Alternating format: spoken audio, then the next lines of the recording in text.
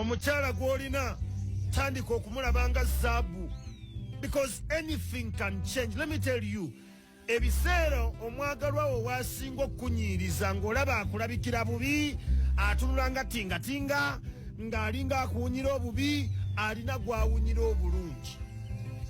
Take a moment. Tandika okunywa ne mugende mukwano, ennaku zino olina engeri gy'onnyiza gye sitegeera. Twakanya ku kino naye okola kiki ekigenda mu mazzi, lwaki tompuliriza? Get to know the reasons as to why. Naye olw'okubanga amumanyira bw'asirika nga naawe osirika. Abantu abakwana abaagalwa baffe tebafunanga budde bukyasinze kubanguyira nga kaseera ako. Era buli w'okyankalana ne mukyala wo gaana kkiriza, waliwo omusajja amutadde ku paapule ng'essaawa yonna amuyiwa. Olw'ensonga wamumanyiira nti ajja kunyiiga asirike, ajja kudda, ajja kwezza yekka, nze sigenda kudda kw'oyo. What are you familiar with? Kikyomanyidde. Nakugambye nti bw'otandika okumanyiira ebintu, ocreating systems eziri awo. So I want to challenge you to unlearn. Ddamu weebuuzeyo why. Lwaki nasaba omulimu guno? Lwaki nayingira mu bufumbo buno? Lwaki nina abaana bano? Because bw'onoobamanyiira bagenda kukaluubirira gye bujja mu maaso. Remind yourself to unlearn. Teweefuula mugezi akomeredde, nedda. At times open your mind to the possibilities that are. Omuntu ne bw'abanga amanyiira nti ayogera ebintu, wuliriza, one day buli wayogera alina ekyenjawulo ky'aba agenda okuleeta ky'otomanyi. These are honest and comfortable conversations. Ne tujja gyogerako. Attitudes zaffe ne belief systems zaffe zitukorruptinze. Ekikwewuunyisa, abatamanyi tweyisanga abamanyi ennyo.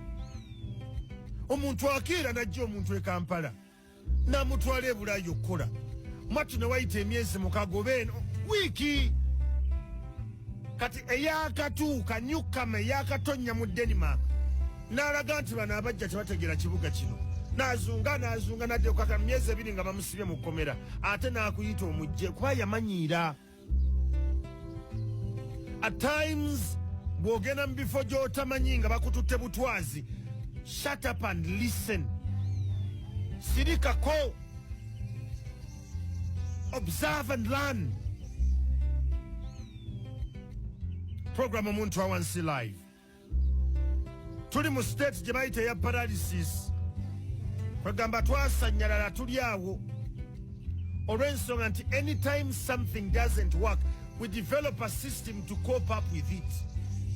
Ekintu ekigaana okukola tutandika kufuna system ne tukimanyiira. We don't question it.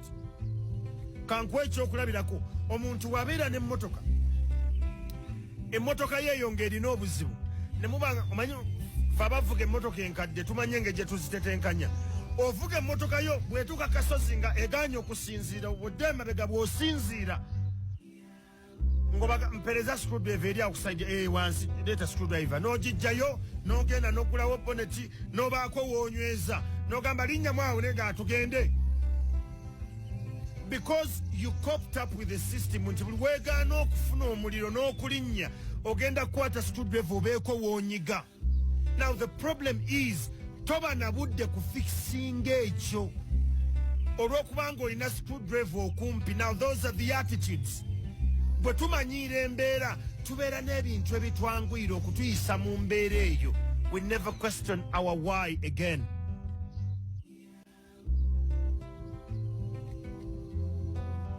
Program Omuntu Awansi Live, nze Andrew Kyamagero. Tuli mu kweyubula, abawulira bawulire. If you have no system of sustenance, tandika oginoonya. Abantu boolina leero b'otwala nga ekyabulijjo, abamu baakuva nako dda. Olw'ensonga akamanyiiro kangi, emirimu gikuyise mu ngalo lw'akamanyiiro, abantu tebakyakuwa ddiiru lw'akamanyiiro. You have to do what you do. Weeyubule. Lekerawo okumanyira embeera. Even when you've achieved, continue to have the same urge of victory. Baako ne kyoyaayaanira okweyongera. Bagamba alina yayongerwako, right? Kubanga abantu abo tebamanyiira success yaabwe.